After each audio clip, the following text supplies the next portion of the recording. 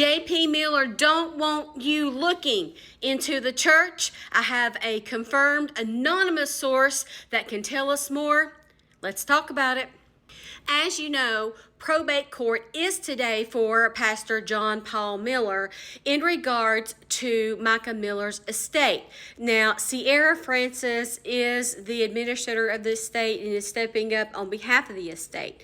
Now, we know that JP went in to talk with Tom Winslow about a settlement of around $100,000, and Tom said, let's do $135,000. While I can't say what, they both were concerned and did not want anyone digging in the church. JP said it was worth it to him to have the church dropped from the lawsuit and left completely out of this. But Tom Winslow reminded him, okay, but it still leaves the door open for wage claims. Then they went on to talk about probate court stuff. JP made it very, very clear he is not going to settle for anything. He wants complete control of Micah's estate. Then they three-wayed Pastor Randall, where JP says, listen, I feel like it's worth $135,000 for the church to be dropped from the suit. Basically, gag money.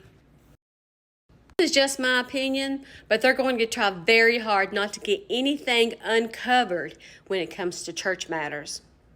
Take a listen at this other overview from another point of view about what was said, but that's the gist of it. What's going to happen next? What will happen today after probate? Make sure you bookmark this and you're following me so you can find your way back.